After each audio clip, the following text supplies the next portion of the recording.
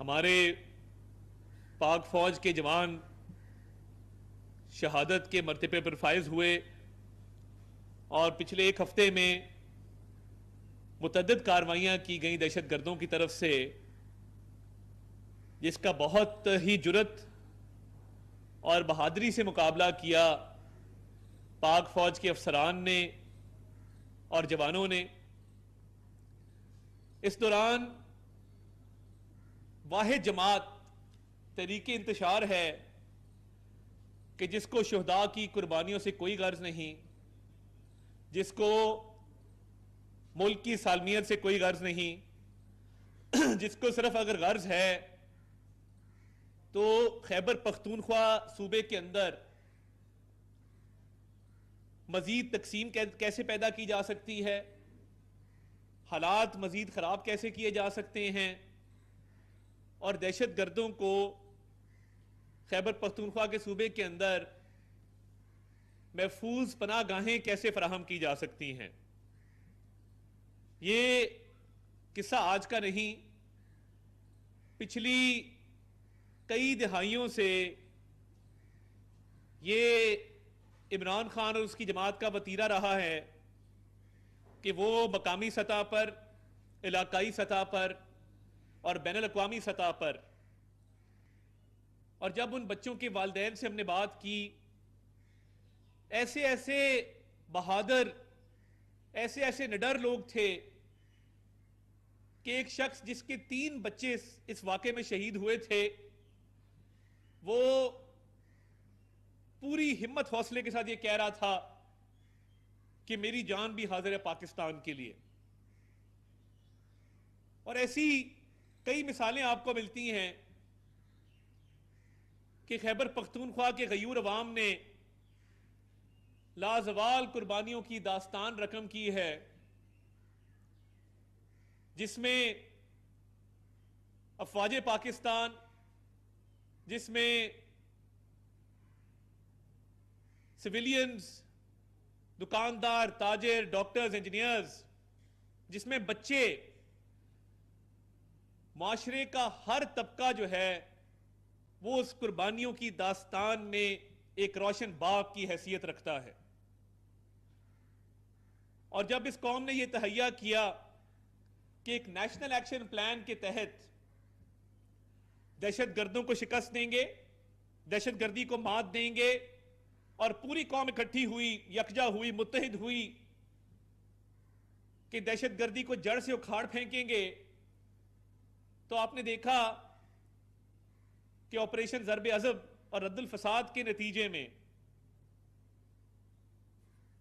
فوج نے، صوبائی حکومتوں نے، وفاقی حکومت، اس وقت میاں نواز شریف صاحب کی وفاقی حکومت تھی، تمام لوگوں نے اپنا حصہ اس میں ڈالا اور کامیابی کے ساتھ دہشت گردی کو مات دی۔ یہ وہ دور تھا کہ جب ہمارے کرکٹ کے میدان ویران ہو گئے تھے، یہ وہ دور تھا کہ جب ہر شہر کے اندر ہر دوسرے دن کوئی نہ کوئی دہشت گردی کا واقعہ ہوتا تھا۔ یہ وہ دور تھا کہ جب ہمارے علماء سے لے کے ہمارے فوجی افسران، ہمارے بچے، ہمارے شہری روز قربانیاں دے رہے تھے۔ کون بھول سکتا ہے پریڈ لین کی اس مسجد کے دھماکے کو کہ جس میں ریٹائرڈ افسران بھی، بچے بھی، شہری بھی شہید ہوئے۔ ان دہشت گردوں کا نہ تو کوئی دین ہے، نہ کوئی مذہب ہے، نہ کوئی رنگ ہے، نہ کوئی نسل ہے۔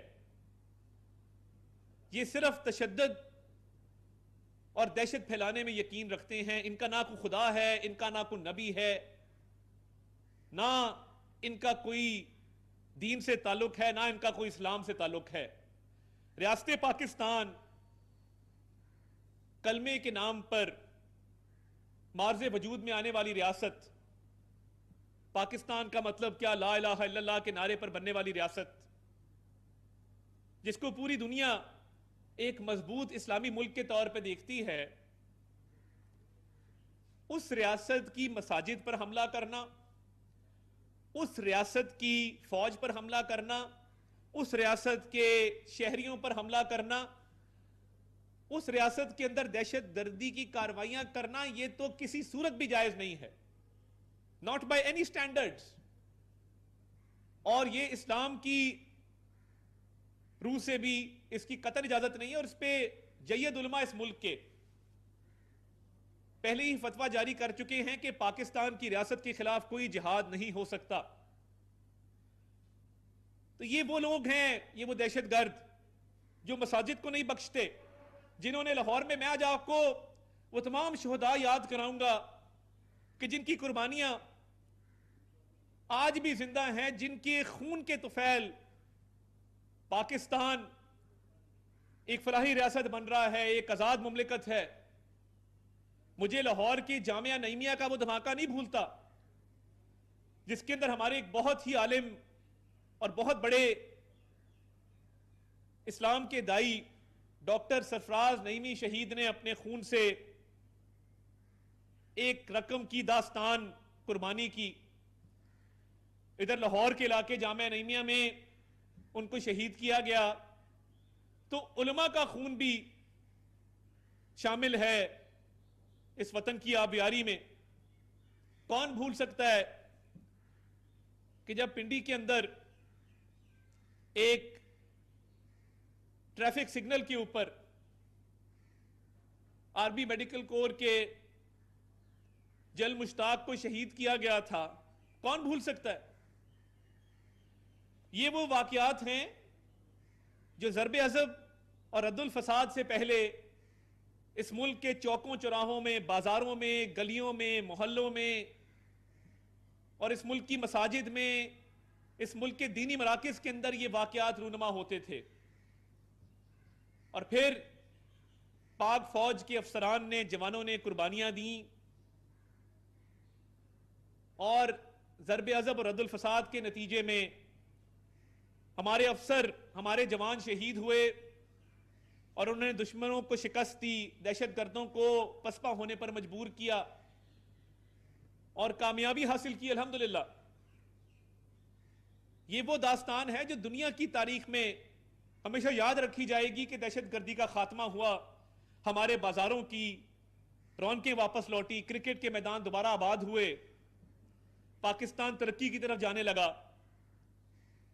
تو یہ جو لوگ ہیں جنہوں نے یہ قربانیاں دیں، کیا یہ رائیگاہ جا سکتی ہیں؟ مگر ایک شخص جو جیل میں بیٹھا ہے، اس کے نزدیک ان قربانیوں کی کوئی وقت نہیں. اس کے نزدیک اگر وقت ہے تو اس چیز کی ہے کہ سیاست کو کیسے چمکایا جا سکتا ہے. اس کے پیروکار وہ لوگ ہیں جو یہ نعرہ لگاتے ہیں کہ خان نہیں تو پاکستان نہیں. ایسی سیاست کو ہم ایک لعنت سمجھتے ہیں کہ جس میں ایک شخصیت کی پیروی کرتے ہوئے آپ پاکستان کو پیچھے لے جائیں اور شخصیت کو آگے لے آئیں. کبھی کسی سیاسی جماعت نے یہ نعرہ نہیں لگایا. جب بے نظیر بھٹو محترمہ شہید ہوئیں تو پیپلز پارٹی کی قیادت نے نعرہ لگایا پاکستان کھپے، پاکستان سلامت رہے اور پاکستان کو مزید مضبوطی اور تقویت ملے. مسلم لیگ نون کی قیادت نے مشکل ترین حالات میں بھی ہمیشہ اس ملک کی بات کی. مجھے آج بھی یاد ہے کہ جب عمران خان صاحب نے ہماری پوری پارٹی جیل میں ڈالی ہوئی تھی تو وزیر اعظم جو اس وقت اپوزیشن لیڈر تھے، انہوں نے فلور آف دا ہاؤس کھڑے ہو کے کہا کہ ہم مساق معیشت کرنا چاہتے ہیں اس ملک کی خاطر. ان کی دور اندیشی تھی کہ شہباز شریف صاحب اس بات کو سمجھتے تھے کہ معیشت مضبوط ہوگی تو یہ ملک آگے چلے گا. تمام تر پولیٹیکل وکٹمائزیشن کے باوجود، تمام تر اختلاف کے باوجود ہمت حوصلے سے کہا کہ آئیں مساق معیشت کریں. مگر انتشار خان کو یہ بات سمجھ نہیں آئی. اس کے لیے اپنی شخصیت اور اپنی پارٹی اتنی بڑی تھی کہ پاکستان ان کے لیے کوئی وقت نہیں رکھتا. اور بزدلی کا عالم آپ دیکھ لیں کہ جب floor of the house Pulwama کے واقعے کے بعد انہیں کہا گیا کہ سٹینڈ لیں تو انہوں نے کیا کہا؟ میں کیا کروں؟ میں بھارت پہ حملہ کر دوں؟ میں کیا کروں؟ جب بھارت للکارے تو تب یہ انتشار خان دبک کے بیٹھ جائے، جب دہشت گردوں کا مقابلہ کرنے کی باری آئے تو اس کے منہ سے مذمت کے الفاظ نہ نکلیں، جب شہداء کی قربانیوں کو یاد کرنے کی باری آئے تو یہ 9 مئی جیسے واقعات کر کے شہداء کی یادگاروں کو مسمار کریں، اور نعرہ کیا لگائیں کہ خان نہیں تو پاکستان نہیں۔ واہ بھائی واہ، کیا نعرہ دیا آپ نے پاکستان کو کہ آپ کی شخصیت سب سے بڑی اور باقی سب اس کے پیچھے ہے۔ یہ جو اس کو انگریزی میں کہتے ہیں کہ یہ ایک آئیڈل ورشپ ہے، کہ جس طرح آپ ایک شخصیت کو ہر چیز سے بڑا بنا کر پیش کرتے ہیں، اور مملکت، ریاست، اس ملک نے جس نے آپ کو عزت دی، مقام دیا، جس ملک کی بدولت سب کچھ ہے، اور اس ملک کو آپ پیچھے لے جائیں۔ تو یہ سوچ تھی اس پارٹی کی کہ جن شہداء کا میں نے ذکر کیا ان کی قربانیاں انہوں نے پسے پش ڈالی، اور بین الاقوامی میڈیا پر جا کر کہا کہ وقت آ گیا ہے کہ تحریک طالبان کرتے ہیں اپنی بات اذان کے فوراً